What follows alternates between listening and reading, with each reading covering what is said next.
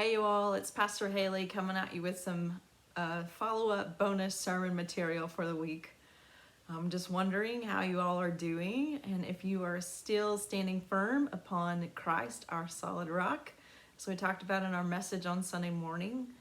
You may also remember that last Wednesday, I shared with you all Psalm 46, where it says to be still and know that He is God. And I'm just wondering how you all are doing with being still.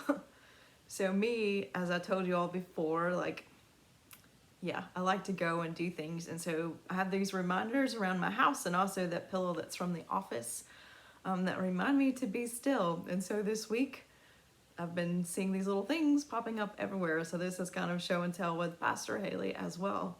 It's on my Easter tree to be still, and that pillow that I brought over from the office.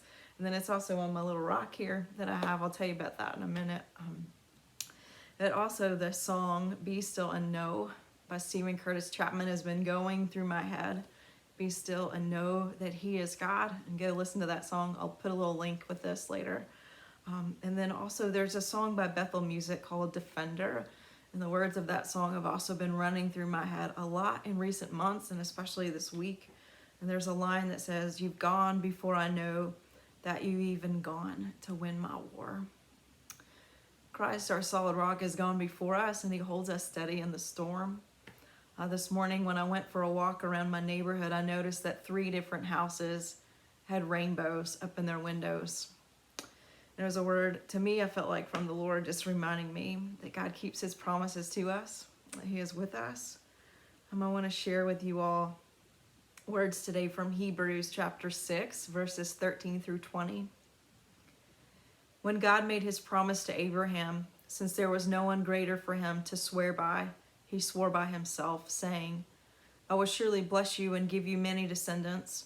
And so after waiting patiently, Abraham received what was promised. People swear by someone greater than themselves, and the oath confirms what is said and puts an end to all argument.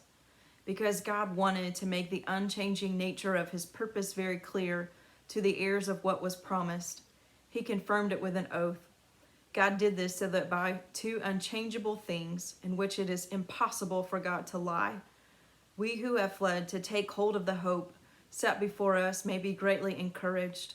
We have this hope as an anchor for the soul, firm and secure. It enters the inner sanctuary behind the curtain where our forerunner Jesus has entered on our behalf. He has become a high priest forever in the order of Melchizedek. God keeps His promises to us. He is our anchor of hope in times of trouble and in times of joy as well.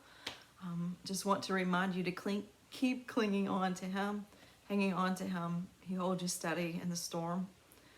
Over here, I have these 2 rocks.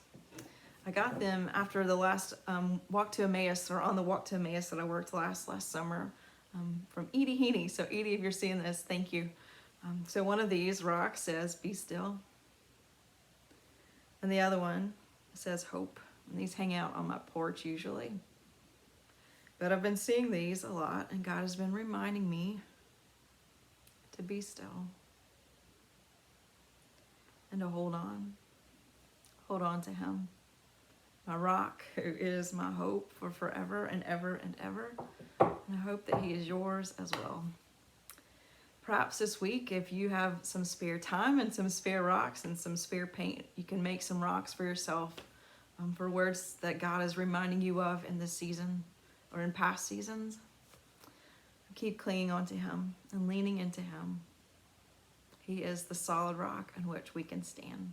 God bless y'all. Bye.